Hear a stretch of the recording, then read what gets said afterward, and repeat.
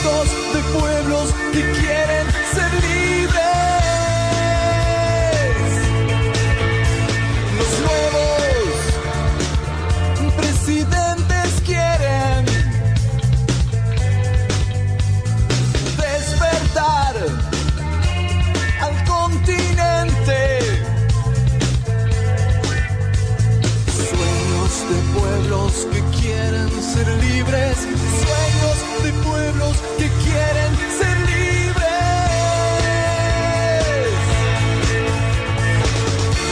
Estamos al sur. Estamos unidos al sur. Estamos al sur. Estamos unidos al sur.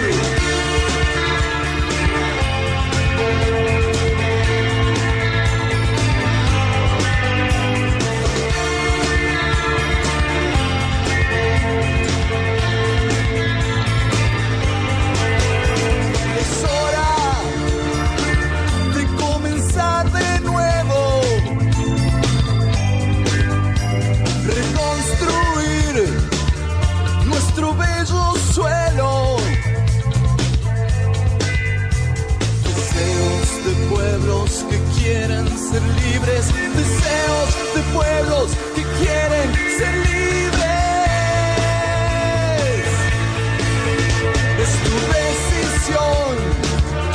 Es hora que empieces. Gritar y hacer oír la voz de la gente. Derechos de pueblos que van a ser libres. Derechos de pueblos que van a ser libres.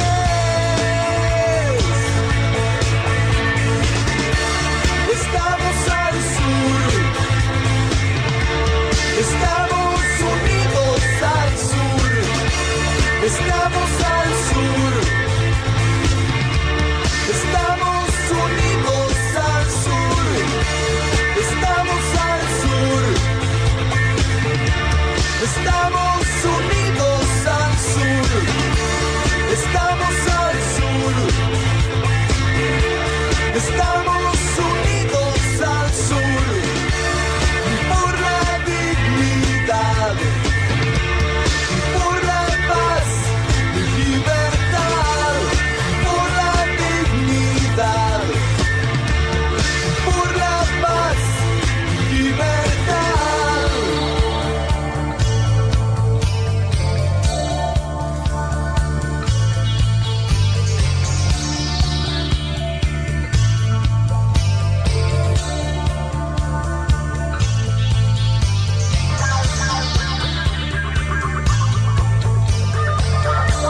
Por la dignidad, por la paz y libertad, por la dignidad, por la dignidad, por la paz y libertad. Estamos al sur. Estamos unidos al sur. Estamos al sur.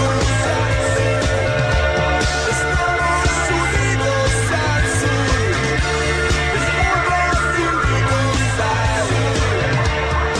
Por la paz y libertad. Estamos unidos al sur.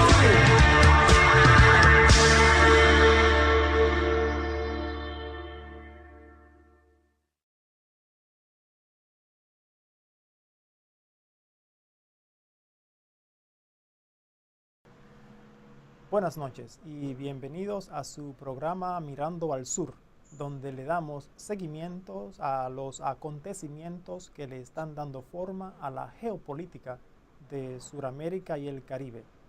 Los diferentes convenios entre los diferentes países que se están llevando a cabo para que Sudamérica sea una sola nación, una gran patria. Los convenios como UNASUR, el Sucre, ALBA. También estamos analizando lo que está sucediendo con el proceso de los acuerdos con Petrocaribe. los mecanismos democráticos que están utilizando los pueblos para crear una democracia plena. Lo que están utilizando los pueblos en términos de cultura para crear lazos que los va a ayudar a que Sudamérica finalmente sea una gran nación. Sudamérica y el Caribe. Un sur. De ahí venimos todos. Y con nosotros hoy tenemos al señor Alexandre Carvalho. Alex, ¿cómo estás? Tudo bem? Boa noite. Muy bien, muy bien. Alexander, dinos un poquito de ti, dinos tu edad, tu profesión. Sim. Eu tenho 30 anos, sou brasileiro, moro aqui em São Paulo e trabalho como médico de populações de rua e idosos. Perfecto. Alex, nosotros nos hemos conocido hace un par de años, creo que por lo menos un año, algo así, cuando tú estabas envuelto en el movimiento de Occupy Wall Street, que se estaba llevando a cabo aquí en Nueva York como activista. Háblanos un poquito sobre eso. Sim. Em setembro 17 de 2011, começamos o Occupy Wall Street aí em Nova York, enquanto eu estava terminando meu mestrado em saúde pública, e foi muito intenso, foi uma coisa muito importante para mim e para meus amigos, que a gente não esperava que teria tanta repercussão como teve, que foi muito intenso. E no meio de 2012, quando meu visa acabou para estudante, tive que regressar para o Brasil e começar tudo de novo, minha vida, e não só como ativista, mas também como médico de família. Háblanos un poquito sobre tu carrera como médico que eres ahora. ¿Qué tiempo tienes siendo médico y qué te llevó a ti a querer servir en la medicina? Eu estou trabalhando com medicina agora para uns 3 anos. Me formei em 2009 e participei de ações humanitárias no Haiti, depois do terremoto de 2010. Trabalhei com populações rurais, campesinas.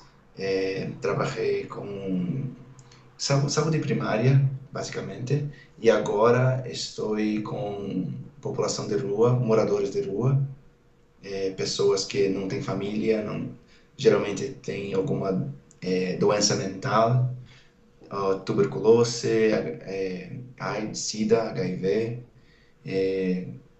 com problemas de adicção, com álcool, ou crack, uma cocaína mais barata.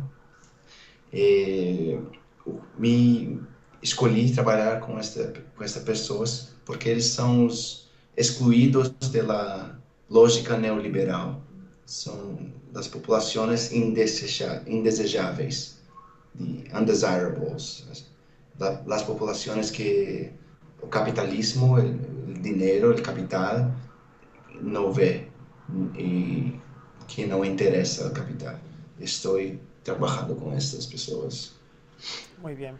Mira, yo quiero que nosotros ahora veamos un video. Es un video bien corto. En ese video vamos a ver sobre la jornada de junio, lo que pasaron ahí en Brasil de este año. Y cuando vengamos del video, yo quiero que tú me digas, y yo te voy a preguntar otra vez, quiero que me digas por qué pasaron esas jornadas y cómo está eso ahora. Veamos el video. Sí.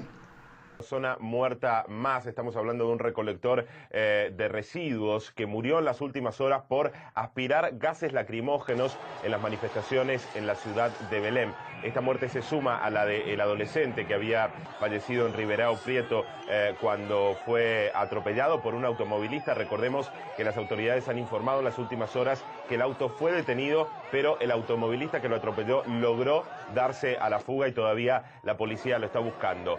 Dos muertes hasta ahora, cientos de heridos, según dicen los organizadores en las diferentes ciudades, más de 80 aquí en Brasil que participaron de las protestas en lo que fue una jornada verdaderamente de violencia, de brutalidad en las principales ciudades del país. Río de Janeiro y Brasilia fueron sin lugar a dudas los puntos más calientes. En Brasilia la verdad es que son impresionantes las imágenes de cuando los manifestantes intentaban literalmente copar el Palacio Itamaraty, la Cancillería brasileña, y fueron reprimidos fuertemente por la policía con balas de goma, con gases lacrimógenos para intentar evitarlo, pero bueno, de todas maneras se han producido grandes destrozos en ese edificio gubernamental. También intentaron romper los cordones de seguridad preventivos de la policía militar en el Palacio de Planalto y en el Congreso, y se generaron muchísimos disturbios. En Río de Janeiro hubo incendios, también allí dieron vuelta vehículos los manifestantes y fueron muy reprimidos por la policía. Fue uno de los lugares donde la policía actuó más fuertemente, también con balas de goma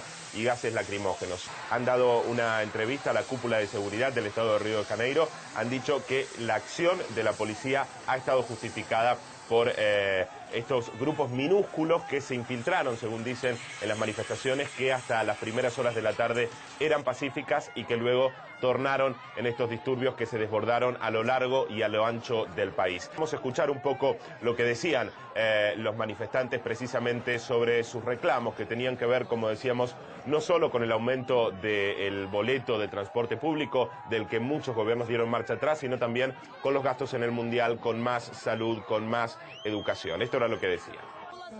Estamos en contra de las compañías que obtuvieron contratos para trabajar en la organización del Mundial. Estas se quedarán con los beneficios gracias a las garantías del gobierno, mientras que la gente común y corriente en Río no podrá ni ir a ver los partidos, ya que las entradas son increíblemente caras.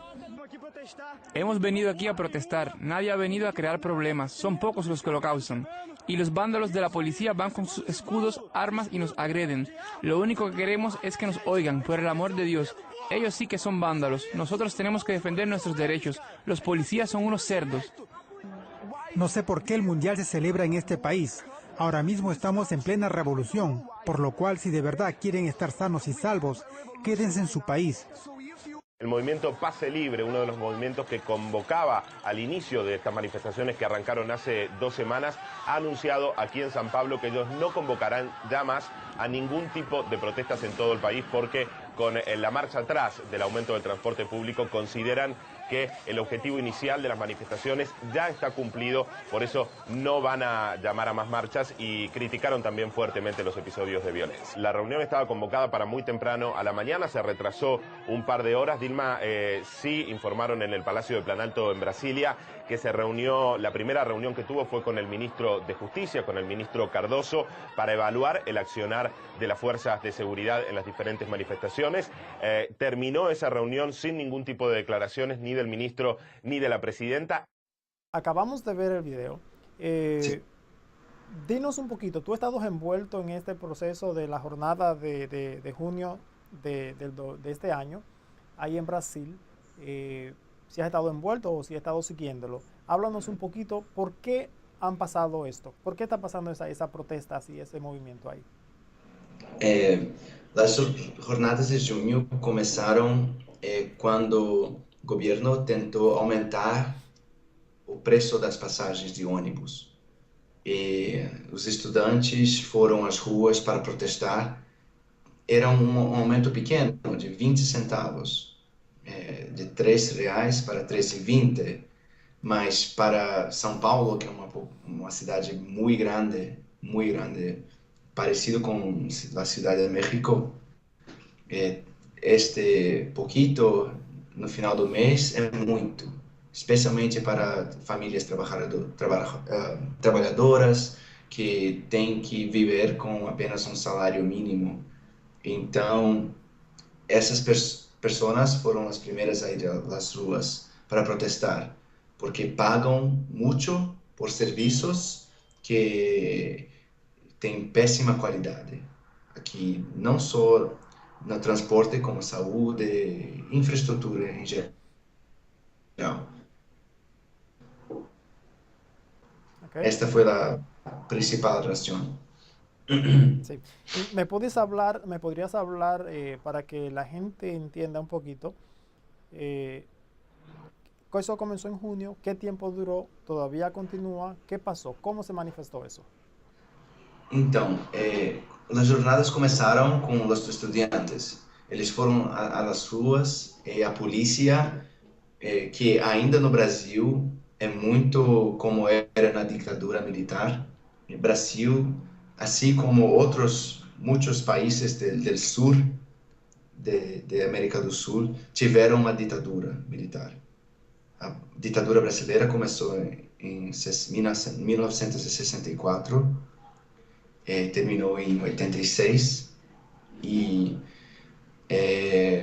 com esse tempo todo, nossa polícia era muito violenta.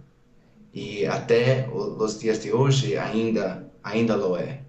Ainda é muito violenta. Então, quando os estudantes foram protestar, a polícia agrediu, machucou muita gente, com balas de borracha, gás lacrimogêneo. Ahora, tú dices ahora en junio. Sí, neste junho. Sí. Agora.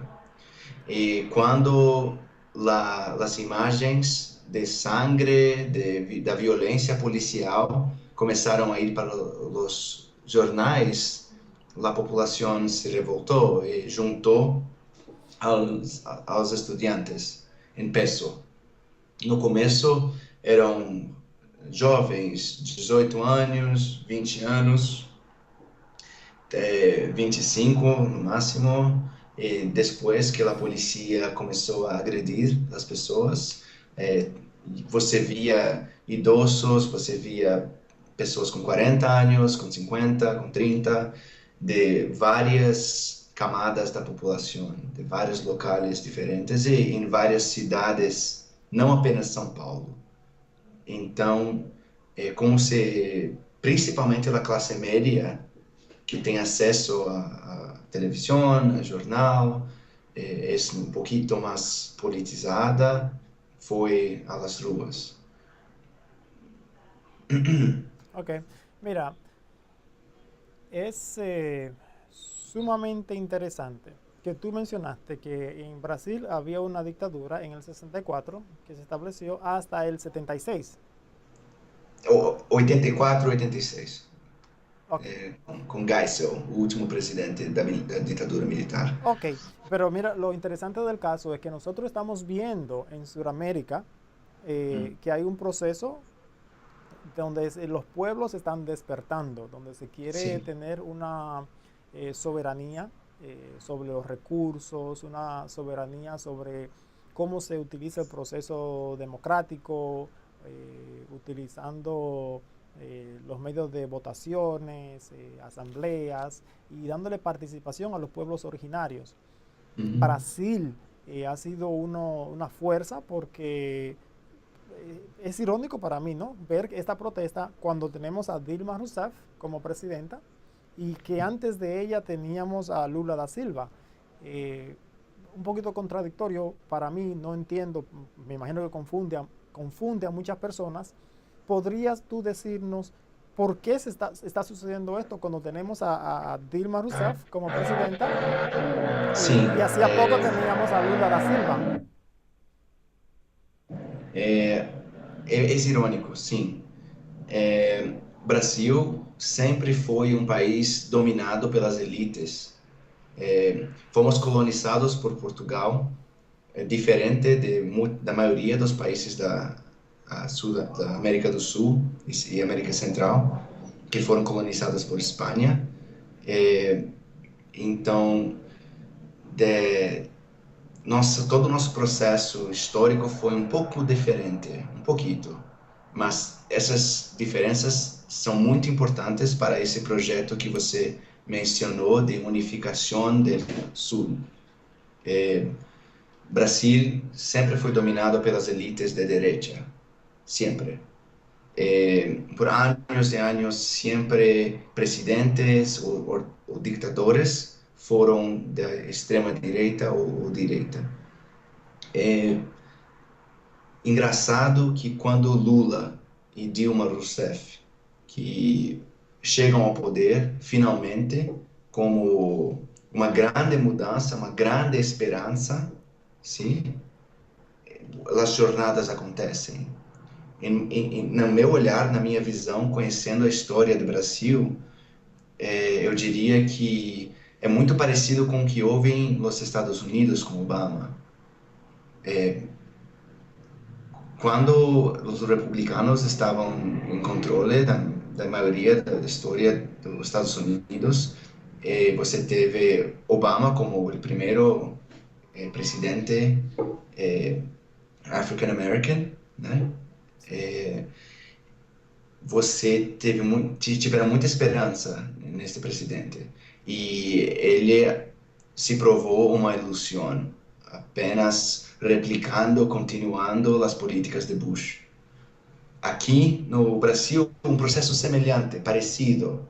Tivemos a direita sempre fazendo para as classes privilegiadas, para as elites, e quando Lula, que era das classes trabalhadoras, foi ao poder, você teve uma população que acreditou que as coisas seriam diferentes.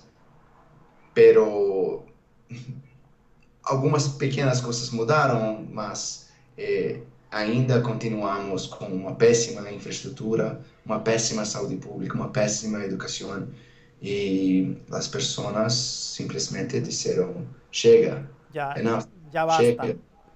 Las personas dijeron, ya basta. já basta, sí, grato, obrigado. Ok, entonces es en realidad que el poder de la derecha, el poder de las élites es tan fuerte que todavía ellos tienen control en el gobierno.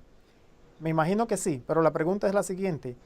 Dilma Rousseff y Lula da Silva han en realidad ellos tratado de hacer cambios dentro del país y de integrarse a este proceso revolucionario que se llama socialismo del siglo XXI, o en realidad ellos son más bien moderados en ese proceso y aún continúan dejando que la élite sea quien tenga el control absoluto?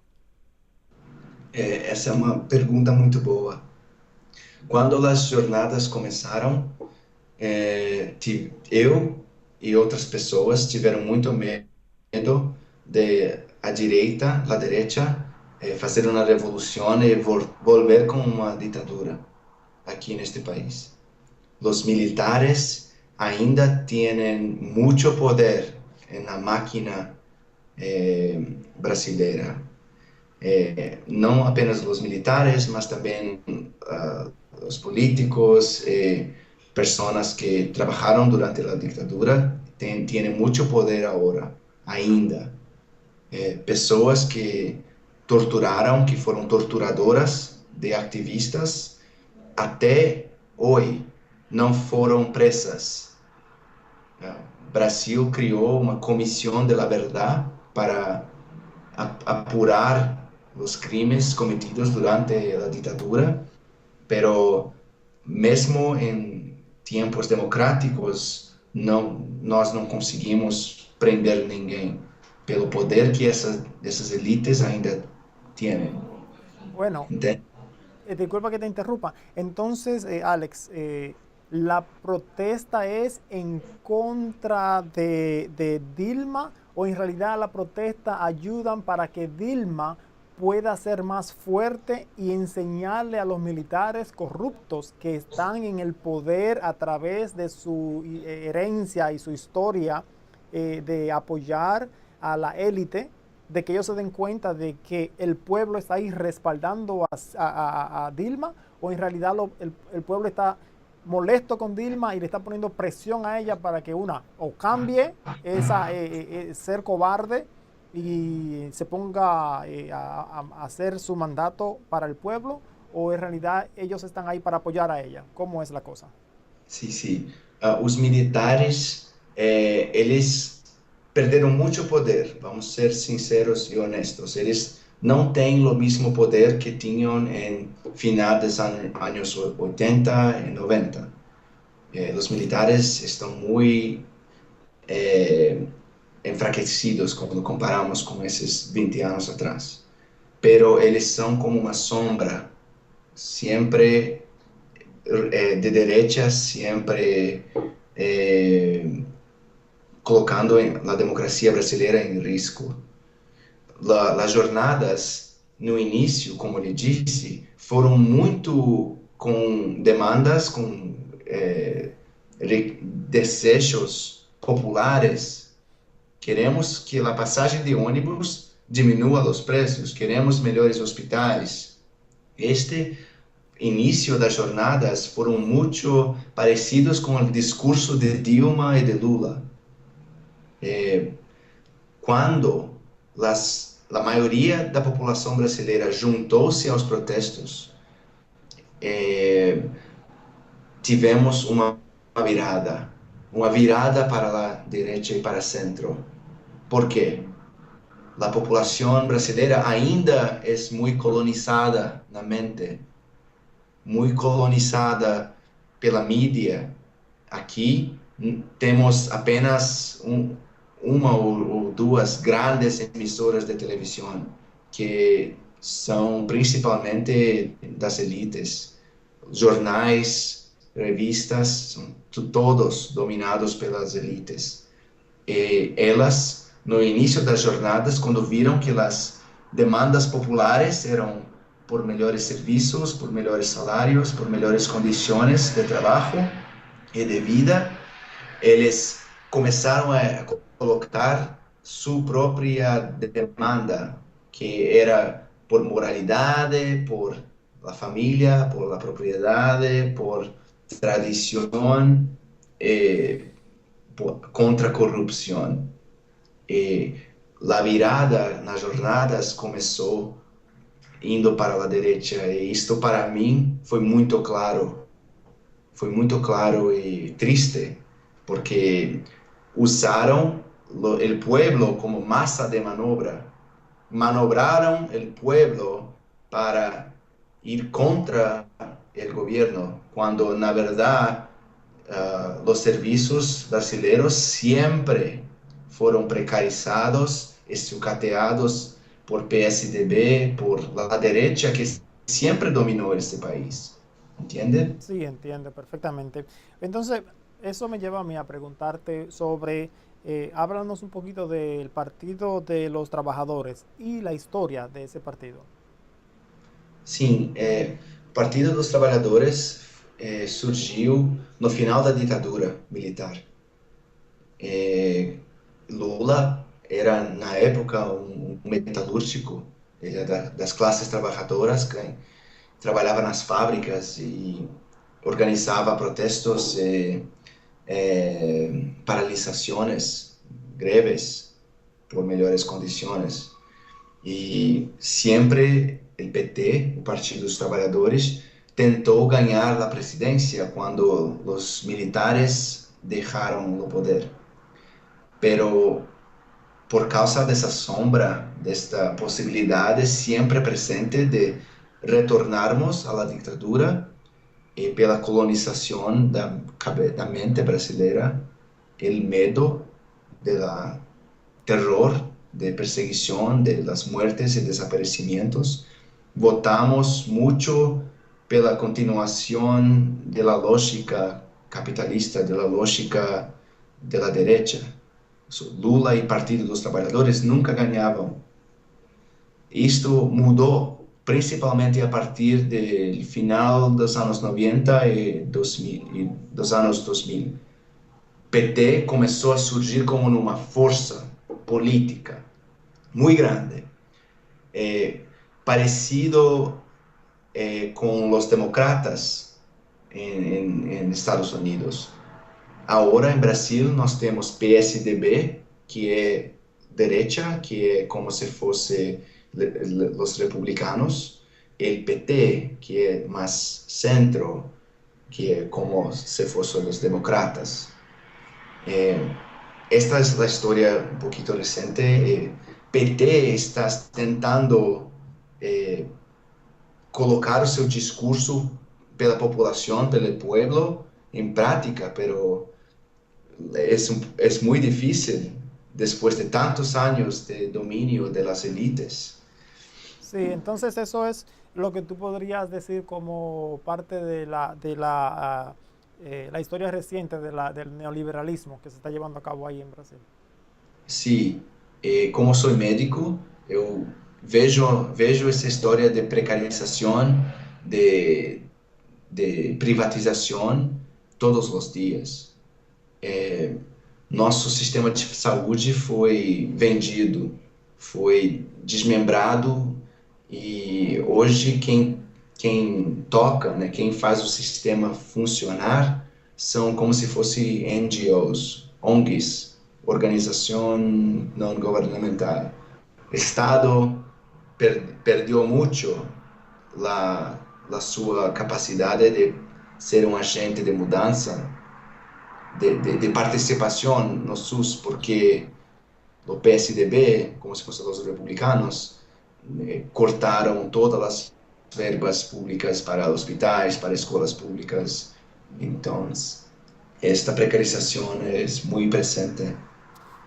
Nosotros vimos hace un tiempito los pueblos originarios protestando porque se habían dado concesiones a algunas compañías que han querido entrar y usar sus territorios.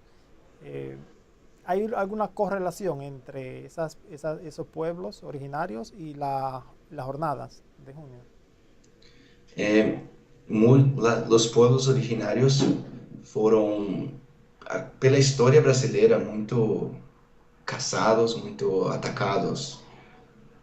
Até recentemente, antes das jornadas, tivemos uma crise muito grande quando um povoado de povos originários foi removida de suas terras por fazendeiros.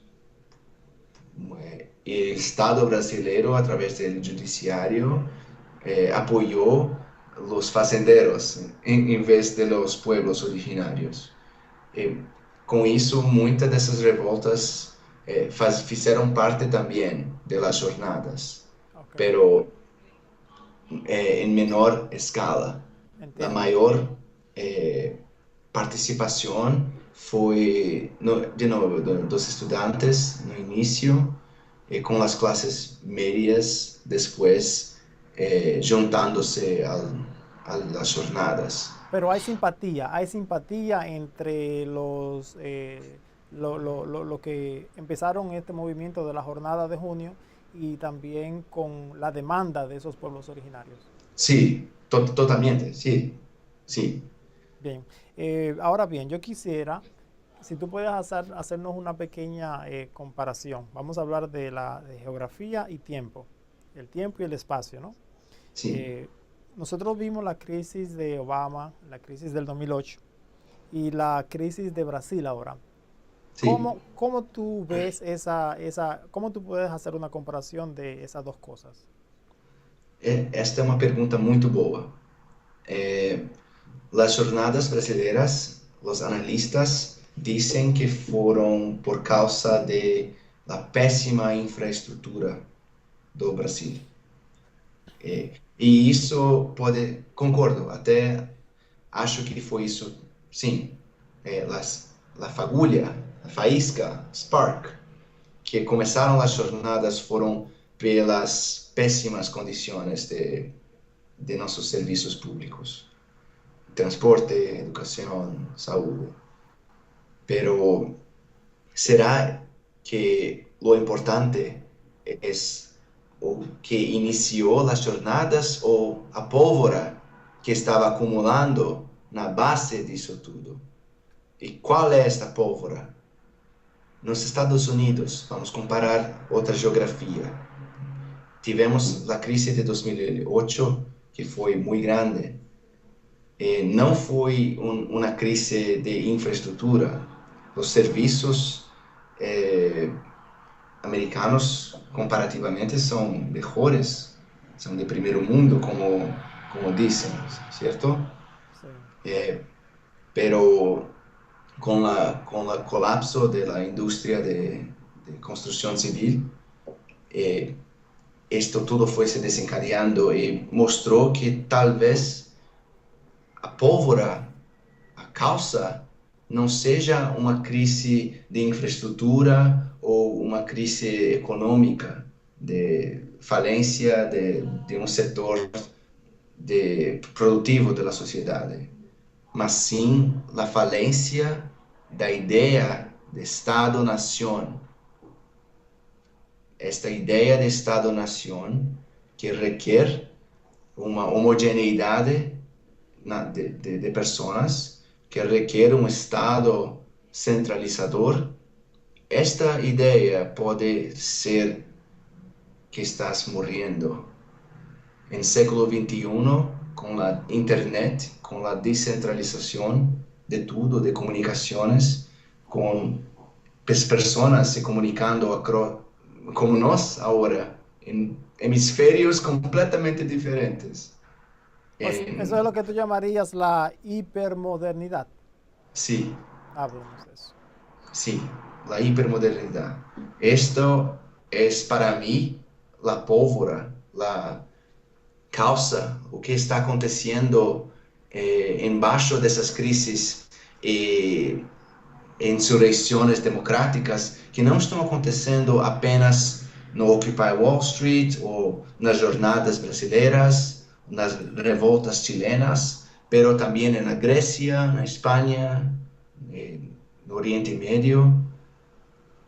Você começa a observar que onde há muita concentração de pessoas, de tecnologias, de comunicação, um certo comportamento, um fenômeno democrático, de democracia direta, de participação, de ação direta, até com símbolos parecidos, a Guy Fawkes Mask, a máscara de Guy Fawkes,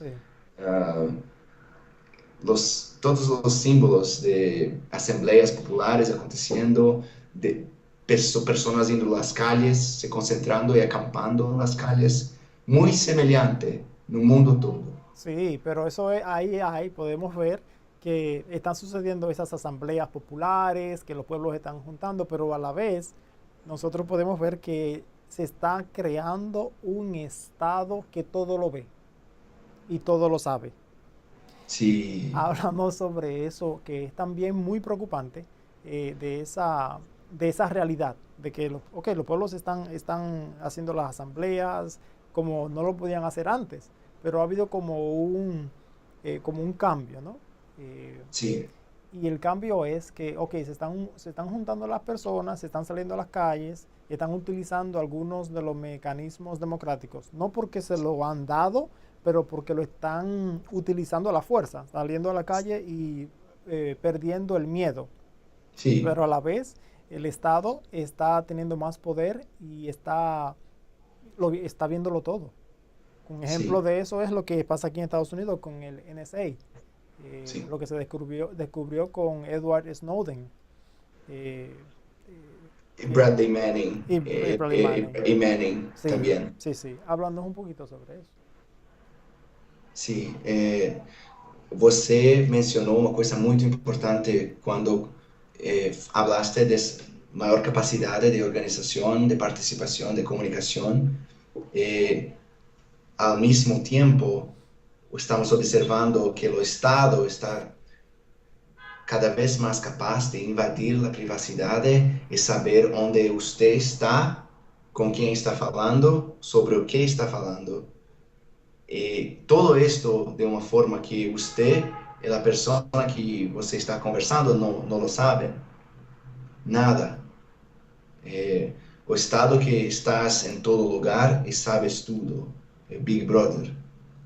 Este conceito, Foucault um filósofo francês, trabalhou muito com, ele chamava de panopticon, o panopticon, que era esta ideia de que tu hablas, capaz, que estás vendo tudo. Foucault não via ainda, não chegou a conhecer a internet como conhecemos, e essa grande revolução que ela ocasionou. Foucault falava que atrás do panopticon não tienes ninguém. É apenas um jeito para ficarmos com medo, intimidados, e de fato não devíamos, porque atrás do panopticon não tinha ninguém. Pero hoje, o panopticon, graças a supercomputadores, a algoritmos, a metadata, DNSA, como tu falou, é capaz de filtrar o que é relevante para espionagem e o que não é. E com isso, o Estado está com um poder de aterrorizar as pessoas. É uma forma de terrorismo. Es en realidad, es en realidad horroroso el saber que no hay ninguna clase de privacidad. Que ahora mismo yo tengo mi celular aquí conmigo y me pueden estar escuchando. Aún así, Sí. yo no lo esté utilizando. O que la cámara esté filmando cuando la lucecita de la cámara no indica que está filmando, ni nada por el estilo.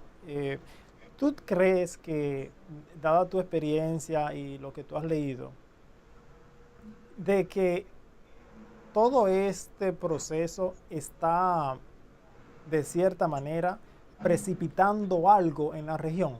Y me refiero específicamente precipitando a ese proceso de unificación que quieren hacer los pueblos con una ideología diferente, con la ideología del socialismo del siglo XXI, con la ideología de que puede existir un vivir donde exista más derechos, donde existan mejores condiciones, donde se les reconozcan a los pueblos originarios, donde se reconozcan a la tierra que tiene sus derechos, como es el caso de Bolivia, donde se reconoce a la Pachamama. ¿Tú crees que lo que está sucediendo, que mientras más los gobiernos de la derecha, los gobiernos capitalistas e imperialistas estén utilizando los mecanismos tecnológicos para, para observar a todo el mundo, todo lo que uno hace todo el tiempo, que eso está precipitando este movimiento? Sí, creo que por un lado você tem esse processo que é muito peligroso e invasivo, pero ao mesmo tempo você tem o Bradley Manning, o Snowden, que estão usando esta força contra o império, contra os imperialistas. O projeto de unificação que você falou na América do Sul, para mim, ia ser uma coisa muito bonita. Espero eu que eu vai viver para ver uma América do Sul e Centro-América unificada, para não mais ser quintal dos Estados Unidos, não mais ser the backyard. El patio. El patio. Aqui falamos quintal. Quintal, sim. Quintal do pátio do império. Não será uma luta fácil. As elites ainda têm muito poder na América do Sul. Muito poder. Os militares, especialmente, temos que abrir o ojo. Temos essa história muito sangrenta de atrocidades que foram cometidas. Na América do Sul, durante as ditaduras, você tinha o projeto Condor, que era uma união dos serviços secretos de Brasil, Argentina, Paraguai e Uruguai. O projeto Condor era uma troca de informações em activistas comunistas de desses países. muchas personas desaparecieron por causa de esa colaboración. ¿Cómo más robusto, cómo más peligroso una troca de esas informaciones es hoy, con mucho más poder de invasión, de privacidad, con supercomputadores? Tenemos que tener mucho cuidado, mucho cuidado. Sí. Bueno, hemos hablado de varias cosas. ¿Qué va a suceder con la jornada? ¿Ya terminó? ¿Ya paró? ¿Se lograron los objetivos? ¿Qué pasó con la jornada? Então, a jornada começou com uma demanda única para reduzir os preços de passagem de ônibus, Sí. R$13,20 para R$3. Quando nós conquistamos esta demanda, outras demandas populares começaram a surgir, muitas outras, uma infinitude. Com isso, perdemos um pouco de foco, que para mim foi como Occupy Wall Street. Nós, em Occupy Wall Street, nunca tivemos uma demanda única, e para mim é bueno, porque são tantas coisas erradas, tantas mierdas, tantas dificuldades, que apenas uma demanda não seria possível. Pero o que vemos aqui é que as jornadas que foram iniciadas por a esquerda radical foram cooptadas, foram manobradas pela direita, e as pessoas mais de esquerda radicais, como eu, ou os estudantes do Movimento Passo Livre, estamos em resguardo, estamos aguardando e não queremos ir para as ruas quando todo o aparato de dominação da mídia, da direita, da elite, está controlando esta conversa, este diálogo. Fomos como se fosse flooded, uma enchente, nossa voz se ficou muito pequena. Sí. Hubo una inundación, como se dice. As jornadas foram inundadas por figuras de direita, sí, por ideais de direita de las élites que controlam los aparatos de mídia. Y lo infiltraron, desde Sí. luego. Y entonces Sí. esas infiltraciones hicieron que, bueno, que se destruyera ese proceso. Sí. Confundieron a las personas, ¿no? Sí. Totalmente. Es la táctica y la táctica que siempre ha trabajado. Ahora bien,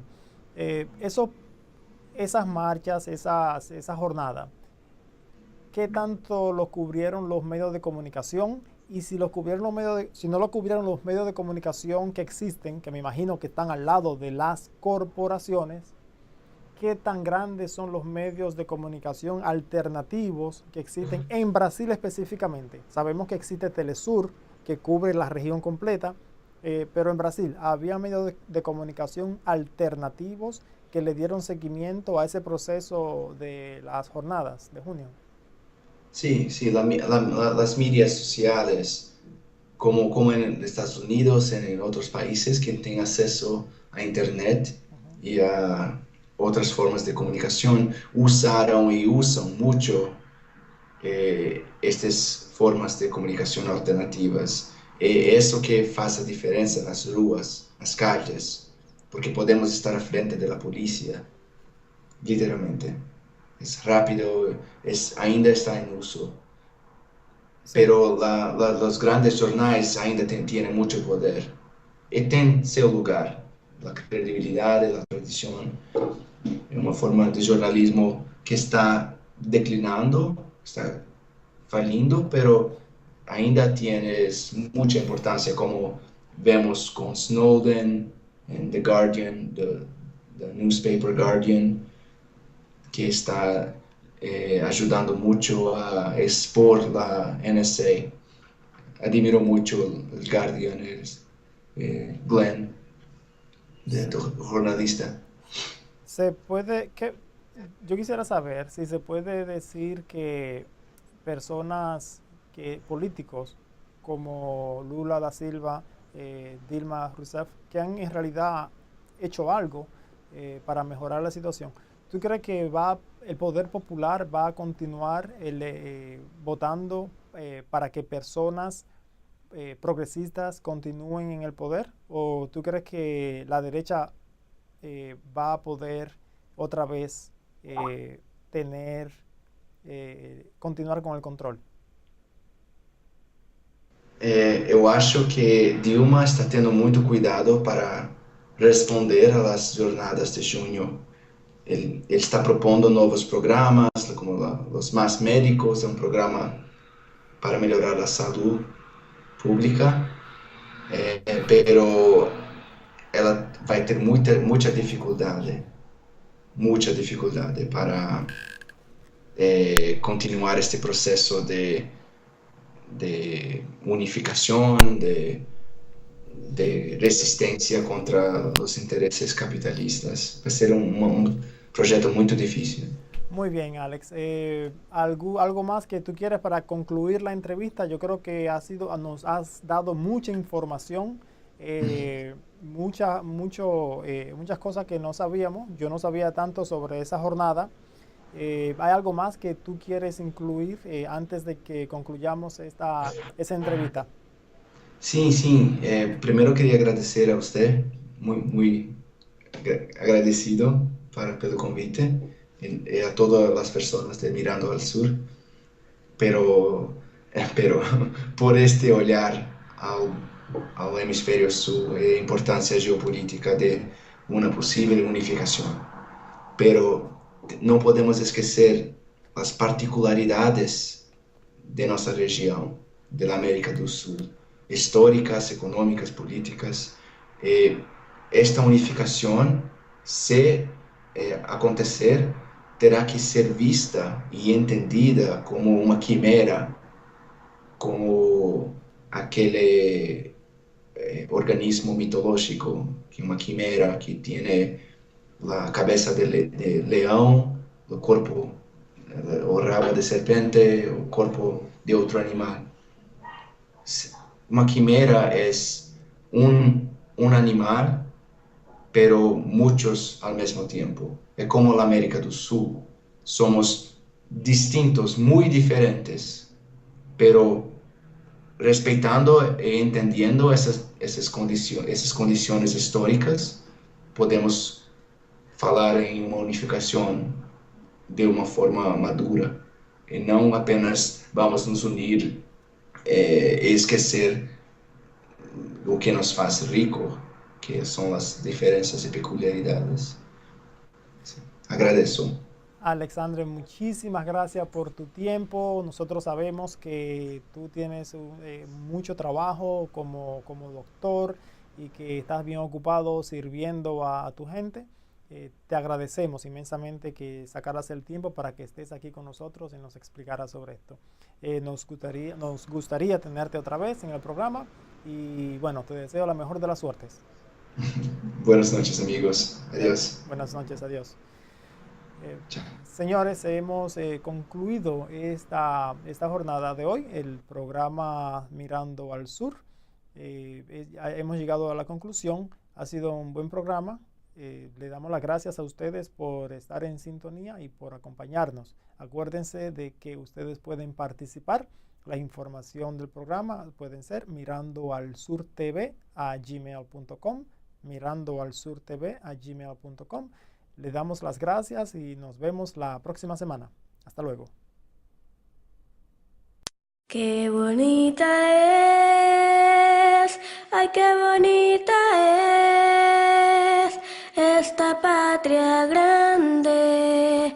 Qué bonita es, qué bonita es, ay, qué bonita es esta patria grande. Qué bonita es.